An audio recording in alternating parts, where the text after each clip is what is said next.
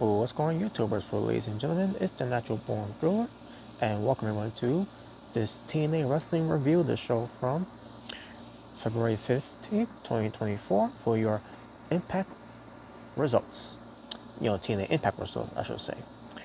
I thought about doing it on StreamYard, but you know what? I'm not even bother doing it on StreamYard. I just want to do a pre-recording of this edition for this episode of TNA Impact from February 15, 2024. So let's get right into it. So the opening match was Jake Something versus Frankie Kazarian. The match I thought was pretty decent, with Frankie Kazarian going over. Now obviously he had to cheat to win here, which I thought was pretty clever there to protect Jake Something of losing here. So that's how we got the win of Frankie Kazarian here. But also in the process of the match that was going on, Eric Young was looking behind the curtains, lurking, not doing anything at all, just observing Frankie Kazarian and all that, because eventually they're going to fight. Eventually, whenever that's going to happen. But Frankie Kazarian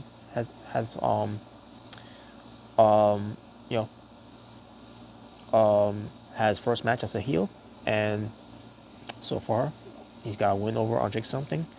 Obviously he had to get hit. Basically, the way he cheated, he got rope for leverage to get the win. So then after that, Eric Young also he lays out a challenge to Frankie Kazarian to face him face to face. I don't know, into a match, or they had words of some sort, but since kind of promised to each other. But that's gonna be all for this coming week's Impact to the Impact show. Yeah, I gotta get used going back by calling them TNA Impact now. It's no longer called Impact Wrestling. So yeah, here, and that's basically what happened with that. TNA's Knockouts World Champion Jordan Grace went up against Savannah Evans with Giselle Shaw at ringside. Didn't last long. Jordan Grace won, as expected. She won with the Muscle Buster. After the match, Giselle Shaw gets in the ring and attacks Jordan Grace with the X that she's got, because she's got a claim to face the champion, which is going to be at No Surrender. And in the process of taking out Jordan Grace, Savannah Evans gets back up, only to get clocked by Giselle Shaw with the X as well. So of what I saw here, and by the way, there was no what's his name again? Jay Vidal, the guy who always hangs up with Giselle Shaw and Savannah Evans, as the Shaw entourage. He wasn't out there for a reason. I don't know why. Don't know what could be the reason of that. Unless they did this on Explosion, maybe, or maybe do this do the whole before the Impact stuff? I don't know if they're doing that, but whatever. But I don't know. The point is, he wasn't there. It was just Savannah Evans and Giselle Shaw of the Shaw entourage, and yeah. Sorry about that, folks. Had to pause. But anyways, so yeah. So Savannah Evans was attacked by Giselle Shaw too as well, after Giselle Shaw took care of Jordan Grace. So I guess that's the end of the Shaw entourage. That's the end of that alliance. Gail Kim, said to Giselle Shaw a while back that she doesn't need the the Shaw entourage. She can do this on her own. And I guess she's taking her advice.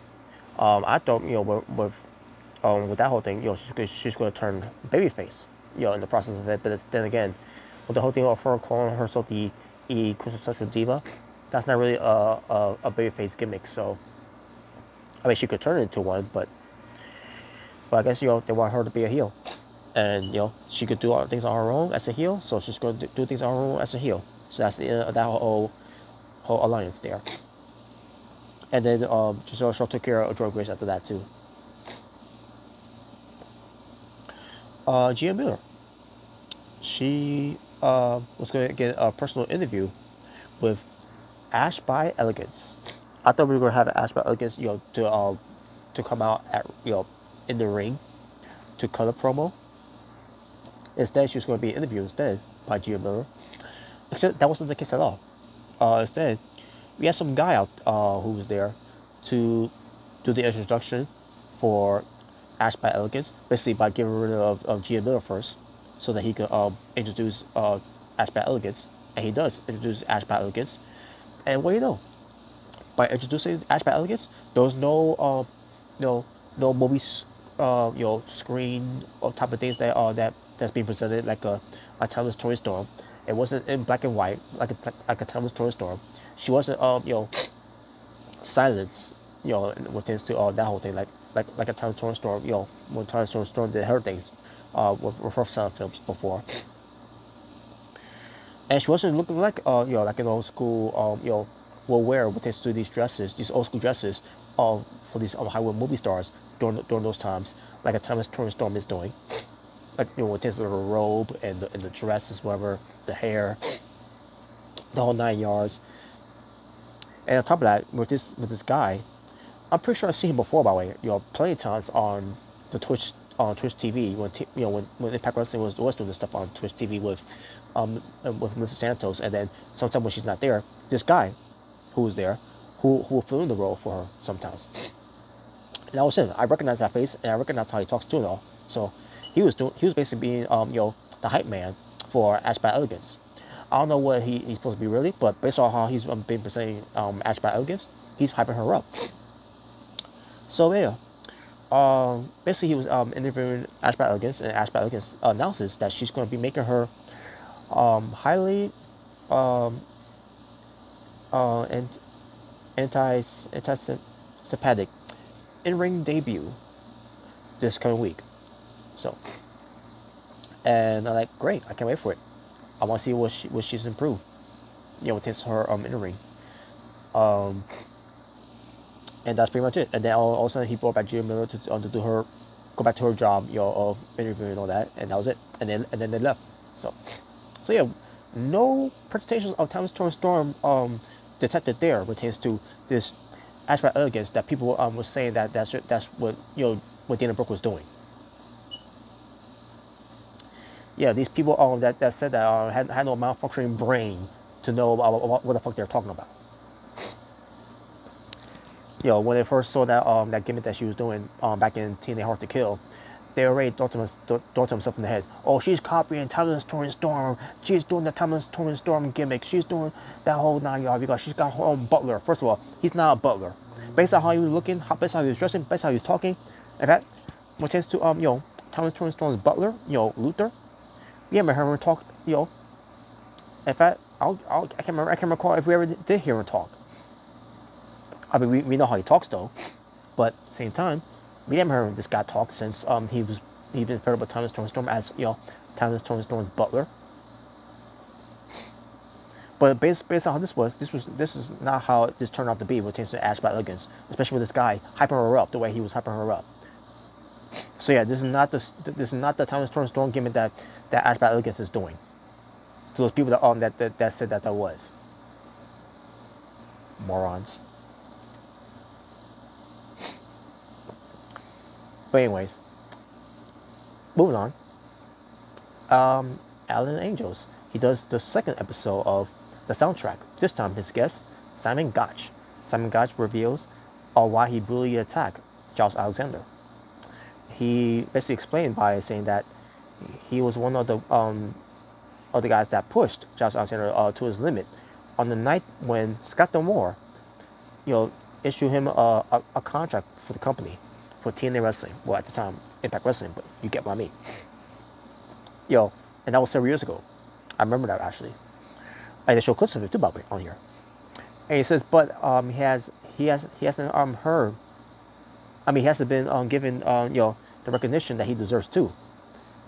He gives Alexander on that the recognition, but Simon Gotch never got that recognition. Even when he was called Simon, what was that name? Simon Grimm. I think that was the name, Simon Grimm. But now he's going by Simon Gotch. I don't know how he got the rights to own that name from WWE. Maybe WWE didn't care about that anymore, and they decided to not do anything with it because they figured bringing back Sammy Gotch is a lost cause anyway, so why not? Let's just give it to him. So there. And all of a sudden, Charles Alexander shows up, and they start brawling. So that's basically what the end of that soundtrack show. I mean the soundtrack shot, meant to say. Until next time, we'll see. So we get to the second match of the best of the 3 series tag team, of the TNA World Tag Team Championships. ABC, the tag team champions, coming injured by the way, which is Ace Austin of his arm, basically his arm, and Chris Bay, who's not hurt by the way, but Ace Austin is working hurt. Kayfabe versus the Grizzled Young Veterans, or should I say the Grizzled Young Vets. Zach Gibson and James Drake. And match ends up being what I thought it was going to be. Very good match. And then telling us a story here, because Ace Austin is working hurt. They was basically telling the story here that ABC may not be able to get this win here, and because they won't be able to get this win, that means they'll be able. There's a slight chance they're going to lose here, and that'll be it. That's it. There'll be no third match because at this point, the best of 3 series will be over, and then the Grizzled Young Vets will become the new tag team champions for TNA Wrestling. And that ended up not being the case because ABC ends up overcoming the odds and beat them and end up beating them. And so now that's one for Grizzled Young Vets and the other one for ABC. That means the third match will happen at No Surrender. And then there, we'll see how the match ends. Will we have a new tag team champions in the Grizzled Young Vets, or will we still have new tag team? We will still have the TNA World Tag Team Champs with ABC. We shall find out in that third match. And the third match, I believe the third match they're going to do is going to be out of this world. Sorry about that. 2 things happened. One,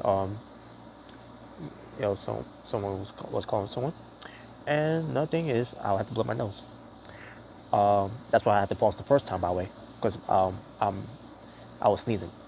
And then also it was starting running a little bit, but it wasn't too crazy. But yeah, until it started getting too crazy. But anyways, Dirty Dongle did some segment. I don't know what it was. I don't care. I skipped it. Didn't care. Moving on. Mustafa Ali, he vows to renew and to revitalize the exhibition by dethroning Chris Sabin at No Surrender. So we'll see how that turns out. And I love the campaigns that Mustafa Ali is doing right now, folks. This is that he was planning on doing on WWE, since NXT, even on the main roster. But this man, had other ideas.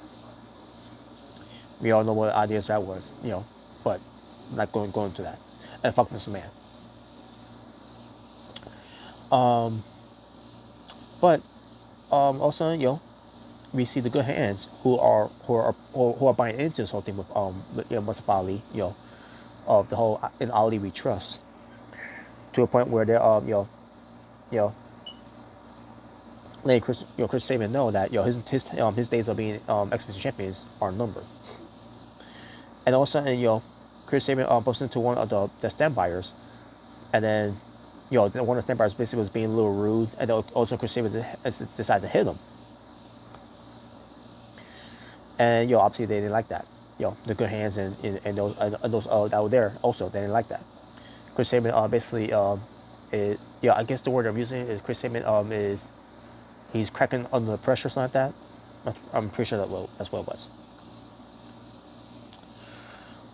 Next we get to the TNA Digital Media Championship. Not Chris Sabin. Crazy Steve, the champion, versus Rhino. Match is over. I thought it was alright. Wasn't anything special. And they tried to do. I think Rhino tried to use a table at one point. But it's not a hardcore match, so I don't know why he's trying to do that. Because if he wants to be the Digital Media champion, the best thing you could do is by playing by the rules, and he was not doing that at all. So,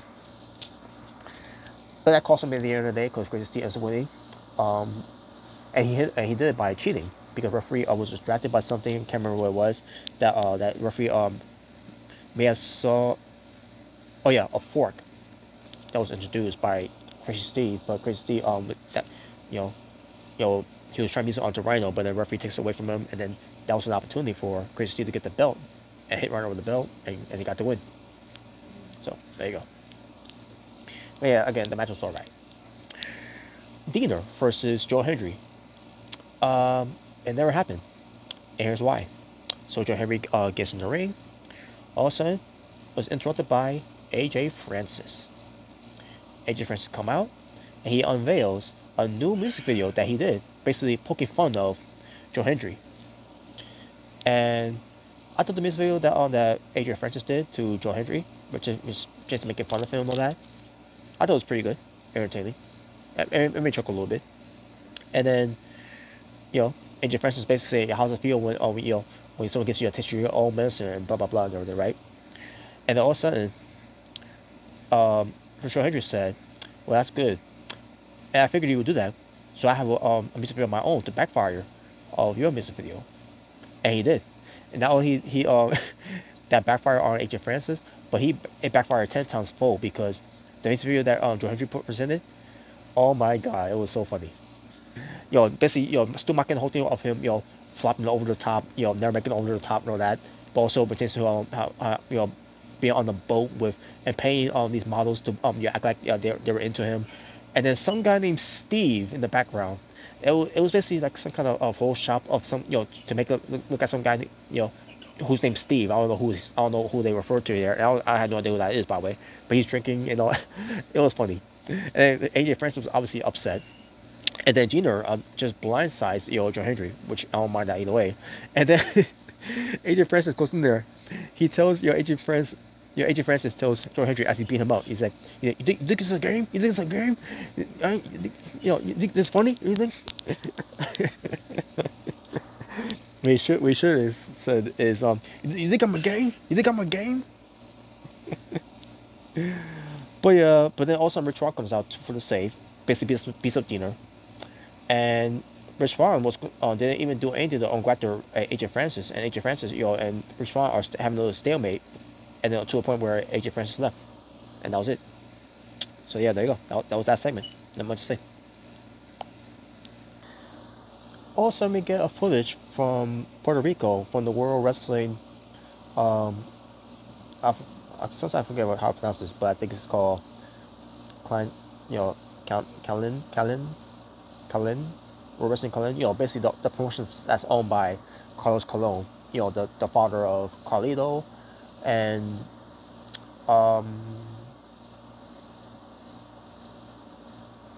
which one? Oh yeah, no, that's not Orlando Colon. Eddie Colon, meant to say, which the former Primo from WWE, and pertains to Orlando Colon, the former, what was his name, Epico, from WWE as well. Yeah. But yeah, that promotion, that Dog Circle was always wrestling, that nickname, if I should say. Also, Steve Macklin attacks him.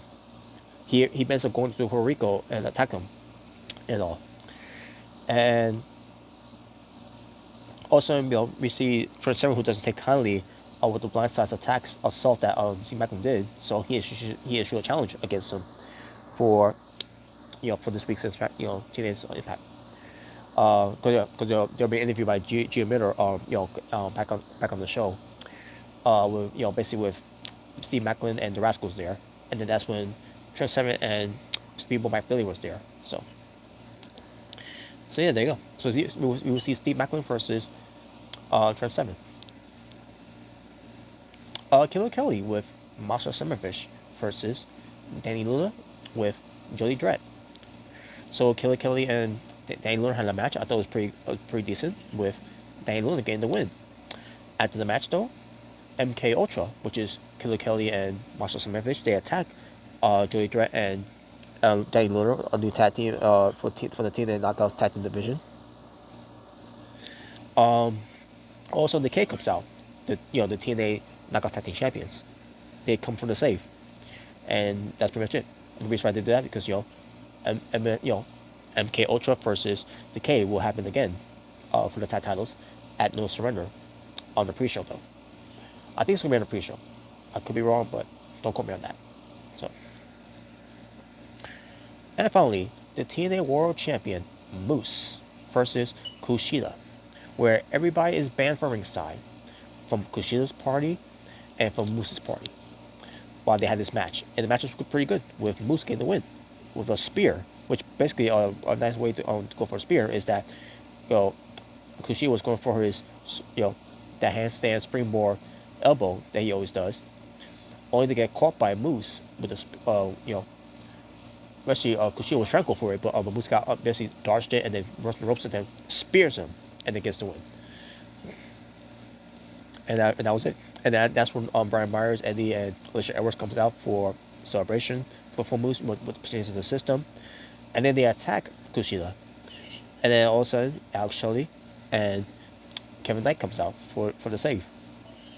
And that's how the show went up there. So there you go, folks. That was basically it for this edition of TNA Impact from February 15th, 2024.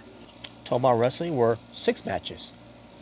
Had there would have been 7 matches if the Diener and Joe Hendry would have took place, but never did. So it was 6 matches. And my overall strength for the show, I'm gonna give it a 6 out of 10. I thought the show was for the most part, it was solid to the point where it wasn't a bad show. I mean, no shows so far has been bad for TNA wrestling. So, which is TNA Impact. So that's pretty much it, folks. And with that being said, I'm gonna end it here. I'm gonna try to upload this as quickly as I can. So, with that being said, thank you for watching. For It's the Natural Born Driller. As I say, peace on the streets, all you be well. Stay safe. Take care of yourself, everything that's going on in the world. And for that being said, I am out here. Ta for now, as I bid you all an abdu with a little goodbye and good night. Did I say goodbye and good night, or did I say good night and good night? I can't remember. But anyway, folks, until next time, folks, thanks to another edition of TNA Wrestling review for any TNA Impact results in the future. Take care of yourselves and each other, and God bless. And one more thing, fuck Bruce Pritchard.